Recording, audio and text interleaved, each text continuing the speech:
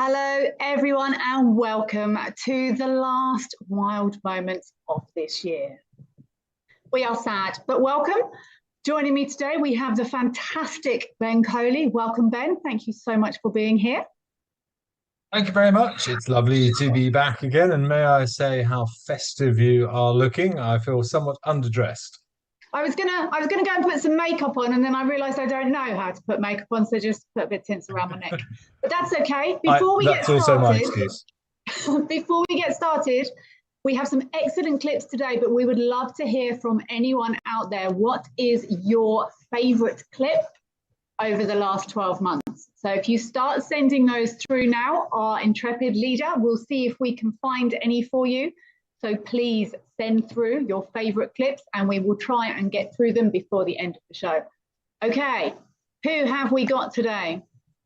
We have Jack de Boer. Good morning from Chesapeake. Hello, Jack de Boer. Thank you very much for being here. You are very welcome. Dean NC, good morning. Good morning to you too, Dean NC. It's a pleasure to be here and I'm glad you're ready for the show with a hot cup of coffee.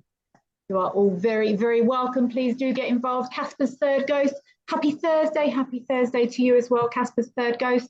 Ready for the show with a hot cups of coffee all round today, I think. Zygote is saying, hello, Ben Coley and Kelly Oldacre.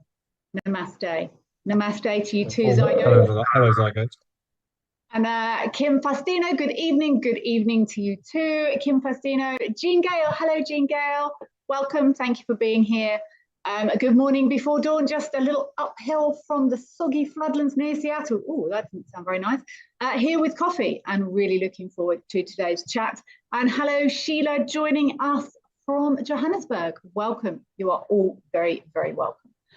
Everybody seems to have coffee this morning. There's coffee everywhere. It's much cooler than usual here today. We had some lovely rain yesterday, but I have, as usual, ceased to prepare a cup of coffee. Ben, how are you? I am very good, thank you. Whilst I'm also enjoying the rain, I'm also not enjoying the cloud cover, as many of you will know, but it's a small price to pay for the bush looking so vibrant and so green. I've been lucky enough to be in a variety of game reserves over the last month or so, and it is so nice to see everything looking so emerald and avocado-y greens everywhere, and baby animals, baby impalas. I've seen little lion cubs. It's been wonderful. It's a very special time of year. I've got there is a frog that lives very close to here who can get quite vocal sometimes, so apologies in advance if he does make a very loud appearance. But shall we? Oh, Jan Powers, hello. Thank you for being here, Jan Powers. You are very, very welcome. Thank you for joining us. Alrighty, I think let's jump straight into some clips. I think our first clip is quite a recent one. The other clips we're going to have a look at are from the archives, but let's have a look at our first clip of today.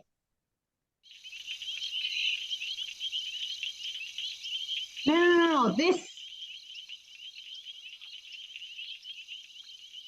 have you ever seen a bush pig? I have seen a few over the years, but very, very few and far between. Oh, he's only got one eye. I think this is at Tembe, and I was watching, well, we had a look at this carcass. I think this is a baby impala, and I was trying to work out, like, what happened here. And first of all, I said, it would be weird if impalas were giving birth. This was right next to the water, if I remember correctly. And I said, it would be weird if impalas were giving birth next to the water. And then someone immediately said, I saw an impala give birth next to the water at Tembe. And I was like, oh, right, okay, that's me told. But I think this is a shame. A little impala fawn here didn't make it. How do you think this might have ended up near the water, Ben? I don't know. My gut reaction would be similar to yours. I think that generally speaking, antelopes disappear into the thick stuff when it's time to give birth, just from a safety perspective. So I agree. It is a little bit strange for one to give birth right next to the water. Whether it was stillborn, maybe I don't know what happened to it. I'm sure that the bush pig was not responsible for the demise of said little impala. But yeah, the fact that it still looks relatively intact, that if it was given birth to somewhere else, I can't imagine something would have just carried it to the water and then left it. So there are so many impalas having so many babies this time of year. Maybe one impala you just said, "Whoop, now is the time." So how it goes. Whoop, now is the time. Yep, whoop. So that's how I perceive it. I'm sure. Um, but no, I think this bush pig was seen one evening and then it returned. But I've never seen a bush pig in real life. So I've seen a absolutely couple, strangely fascinating. odd. Sorry to interrupt you there, Kelly. Just a couple on Korongwe Nature Reserve.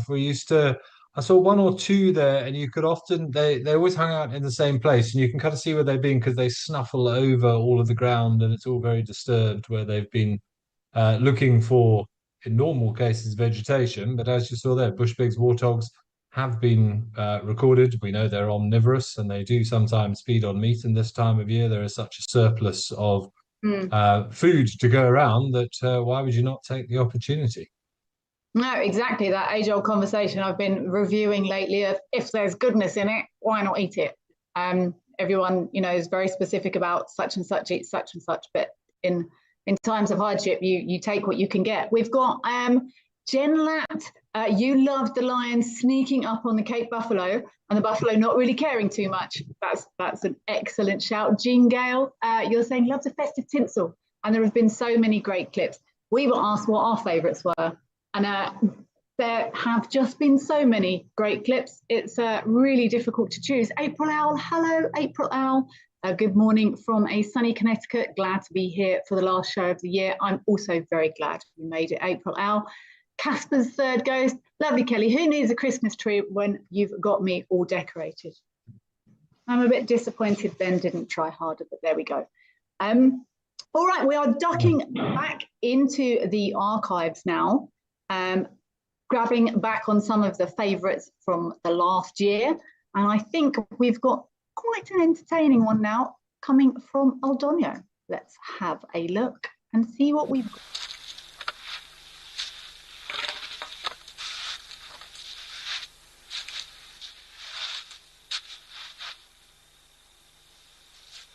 The nonchalance of this impala is not intimidated in the slightest. There's like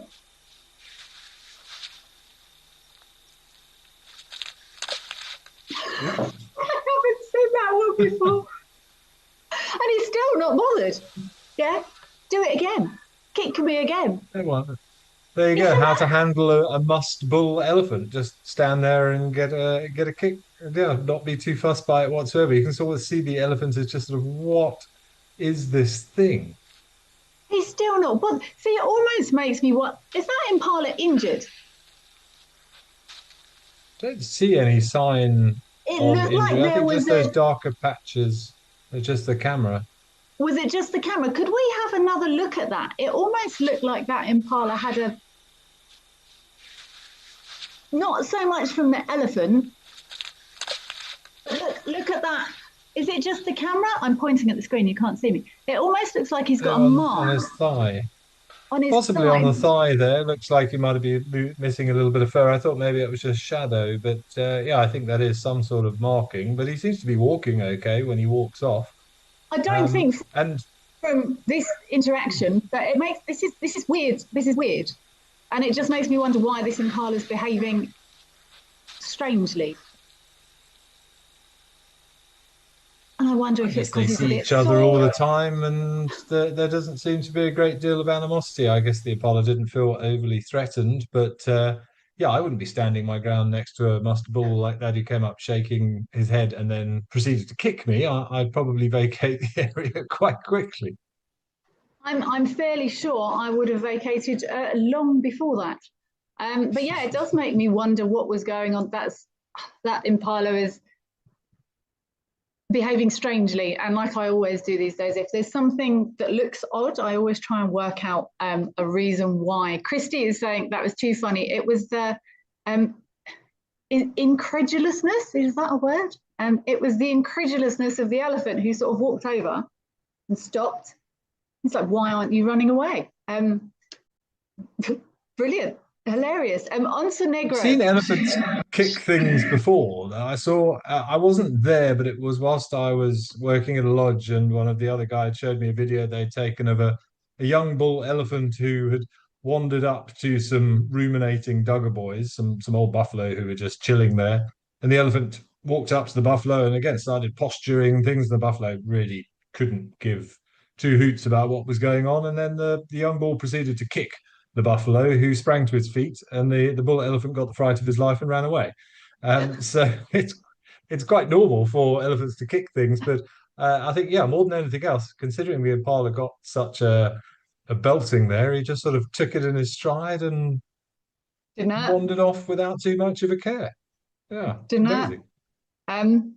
Montenegro is asking, Kelly, is a bush pig the same as a warthog? I'm going to throw this open to the floor. Mr. Coley, is a bush pig the same as a warthog? No, it is not the same. They're in the same family, the Suidae family, if I recall. I'm trying to think how you would actually sort of differentiate them. Obviously, the warthog has got the larger tusks and the warts on the face, the more of a shovel nose on the warthog, more of a sort of a standard pig-like, I don't want to call it a triangular face, more of a pointed face and a lot more hairy.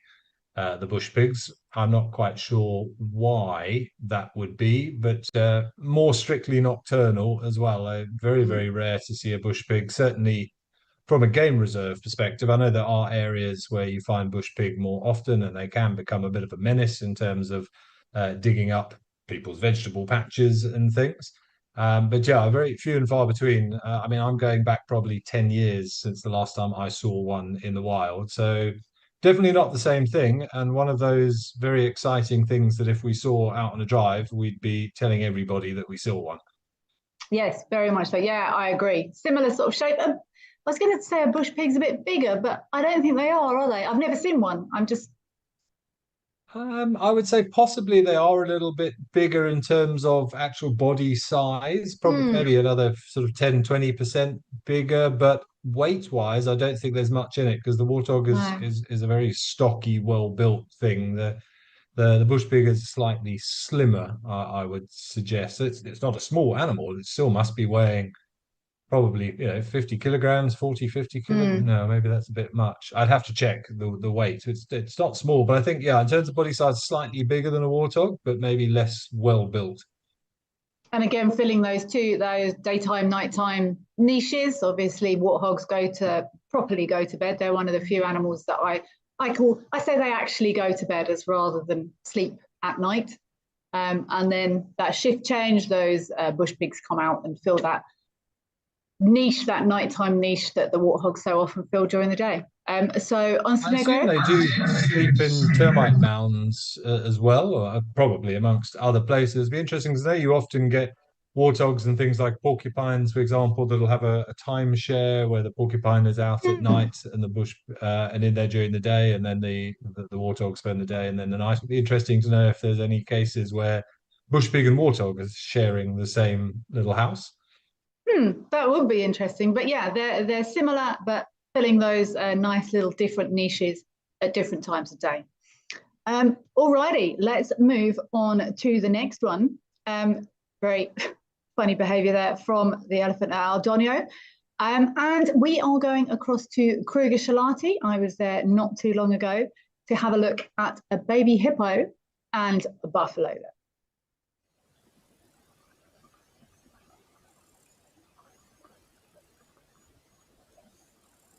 Oh, I think I remember this one. I think it licks its legs. Yes, I also remember this one. How he does, he sort of investigates and nibbles on the back leg, if I remember rightly. Yeah.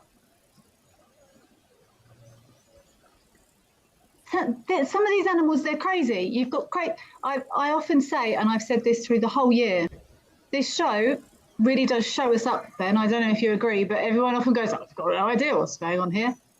Never seen this behavior before. But yeah. Oh yes, I do remember this one. I completely agree with you. Yes, as I always say, the animals never read the textbooks, and we've seen some remarkable behavior over the years doing this show.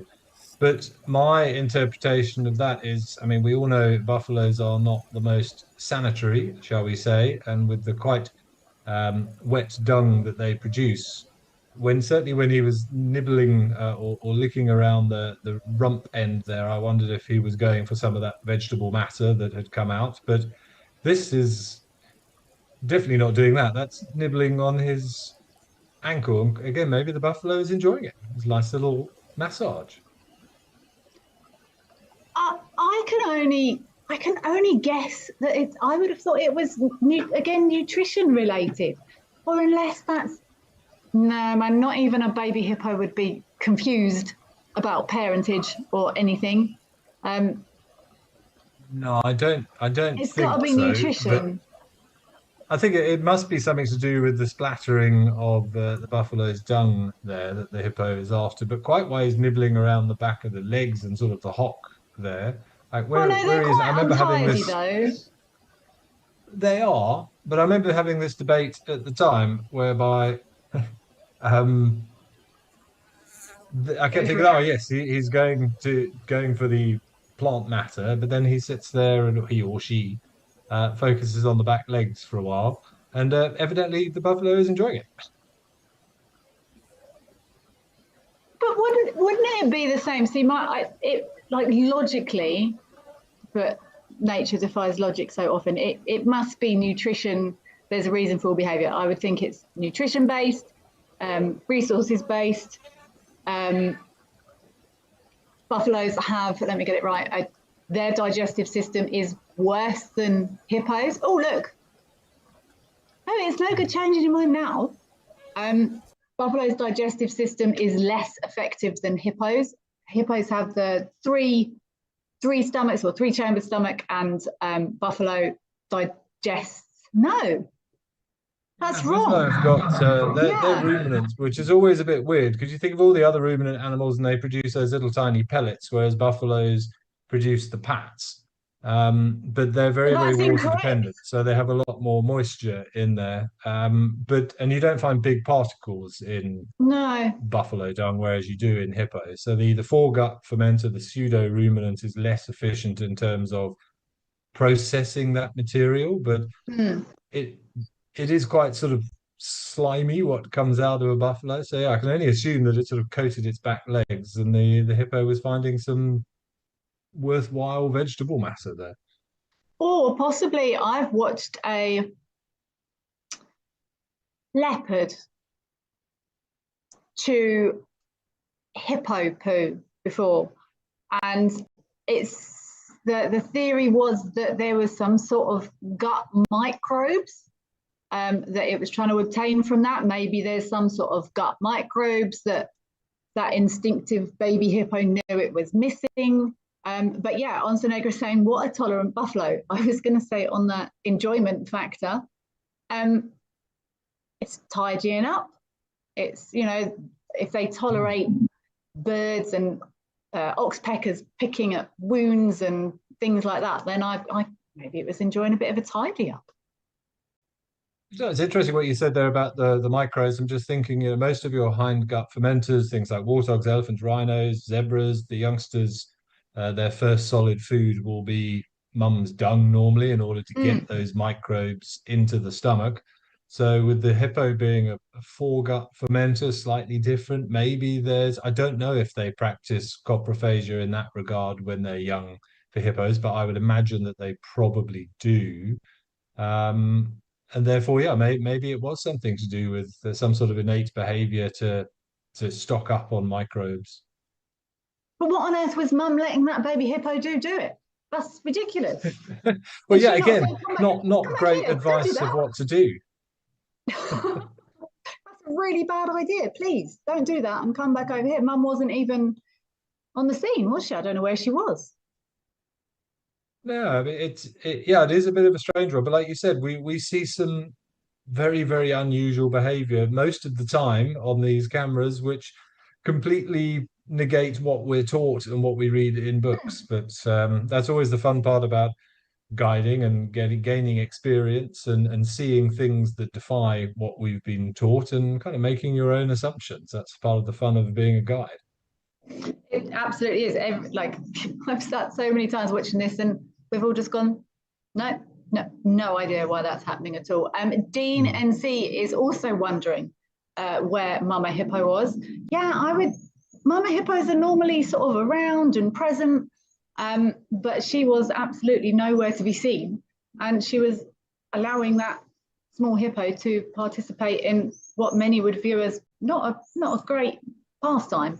Um, but hey, what do we know? Karu is saying, could there be salt on the skin somehow? Possibly. Something on the skin. They could have even had mud on the skin with minerals in, or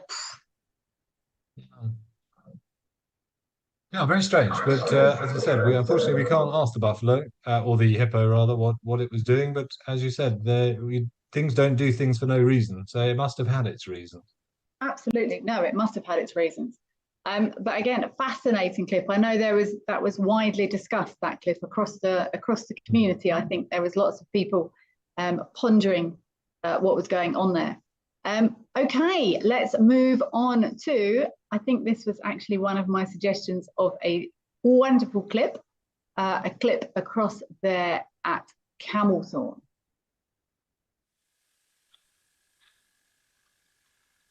I remember this one. I heard about this, but I haven't actually seen it, so I'm intrigued.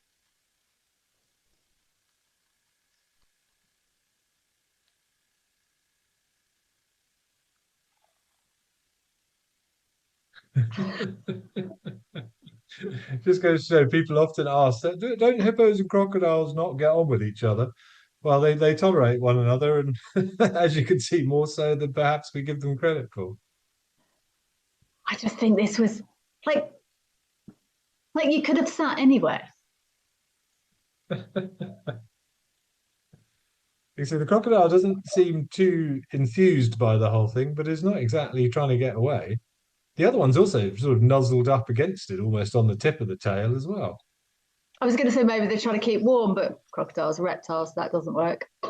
Well, that was my first thought as well. Is it trying to get some body heat? But through that leathery skin, Mm. I think it's a pillow, and it's more. But you would have thought the mud or the sand would be more comfortable than lying on a. Oh, there we Massive go, a crocodile. sort of a scaled creature. Oh, get off! Get off! Oh,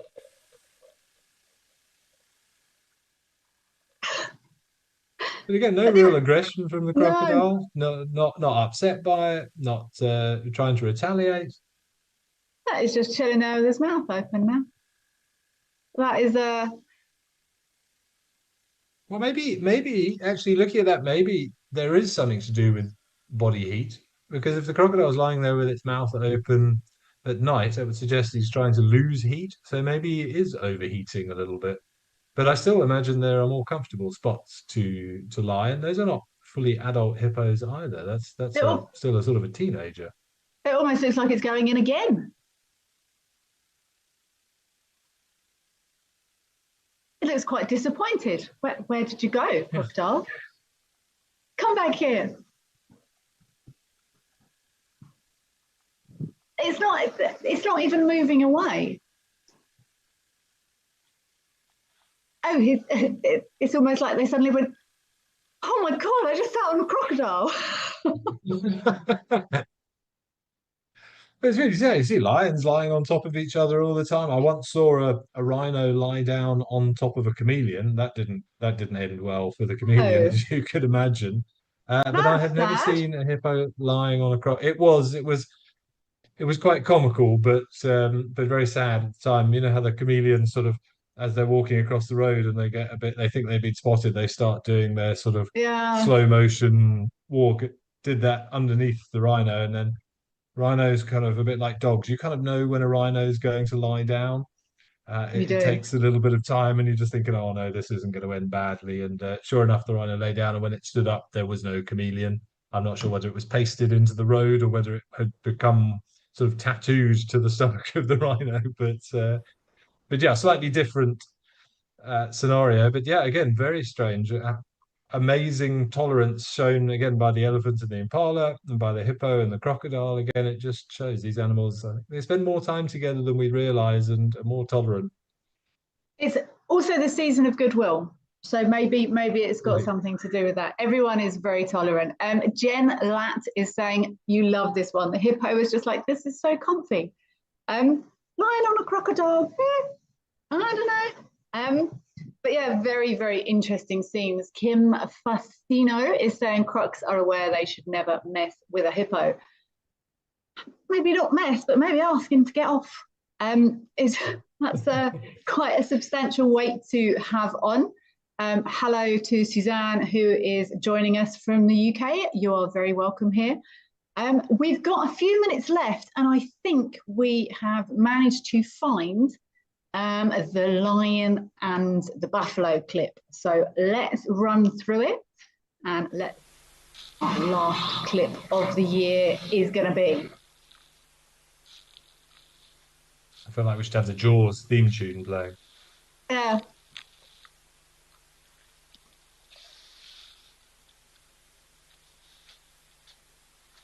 That is a big buffalo. Mm. Look at the way that lion's just sitting there going, no, I wasn't doing anything. Wasn't me, boss.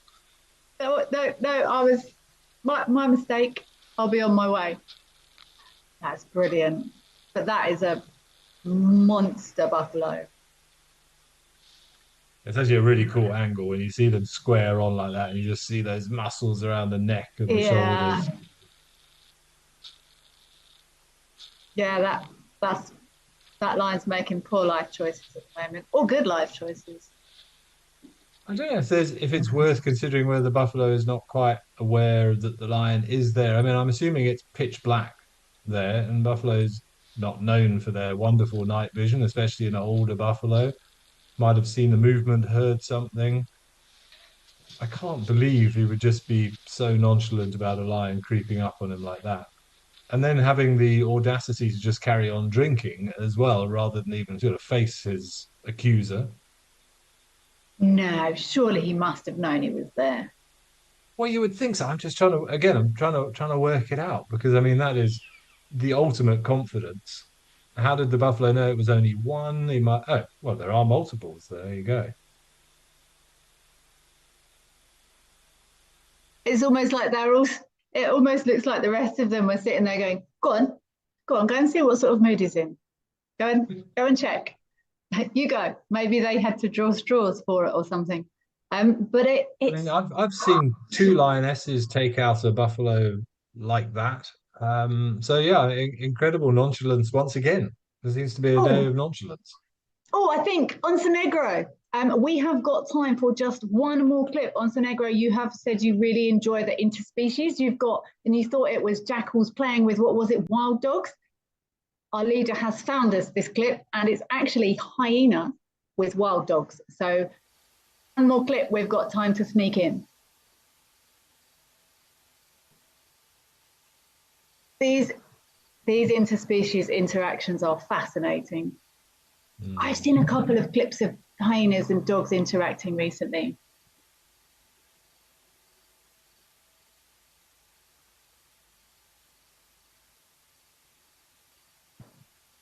It's a shame. I don't know if you've got audio there, Kelly, but I haven't got audio. But my favorite thing about these, because I've seen dogs and hyenas quite a few times, is those high-pitched chirpy noises that come from the dog that really don't sound like dog noises whatsoever. I thought for a minute earlier as well, they were kind of nose to nose. It didn't look particularly aggressive. I've seen a couple of clips recently, and I've seen a wild dog and a hyena laying next to each other. I'm sure I've seen a clip like that come out recently. It happens. I remember watching. Wasn't a dog, but I've watched a spotted hyena and a very large male leopard both feeding off an Inyala kill, one on either side of it, quite happy, feeding together. Nobody arguing with the other one, no one trying to steal it. I think so many of these animals, and I always say it, and it's the last time I'm going to say it this year, but I will be saying it again in the future. These cameras are incredible. They give us so much insight to see things that we otherwise wouldn't have had the opportunity to see or review. They capture footage. We see so many things in the bush when we're working. I'm sure you do as well, Ben. And if we're working, we're focusing on our guests, and so many things don't get captured, so they can't get shared and they can't get reviewed. But this looks like play to me. I was going to say the same thing. It looks like there's obviously no food involved, so there's nothing to compete over. And yeah, it looks like the dog is just having a little bit of fun, really. Yeah, I'm sure so many of these species, there's so much we've still got to learn about them. There's so much we need to understand, and I find it absolutely fascinating. So what a corker for the last show of the year. Ben, what are you doing over Christmas? I am working. I will be in the Waterberg over Christmas for a couple of weeks. So yeah, I'm working all over the Christmas and New Year period, which I would say unfortunately, but I get to spend it in the bush. So I consider myself very, very fortunate, certainly. And yourself? I am also working. I will also be spending it in the bush, not too far from here in the Timbervati, getting a much needed bush hit. But that's all we've got time for today. Ben, always a pleasure. Thank you so much for joining us. Kirsten, thank you for all your hard work over the years. Someone else did actually say thank you for all your hard work further back in the comments that I can't find now. But Kirsten, thank you so much for all you do, and everyone else that brings the show together. Have a wonderful holiday season, everyone. Take care, stay safe out there. And we will Merry Christmas, everybody. Happy New Year. Merry Christmas. We'll see you next year.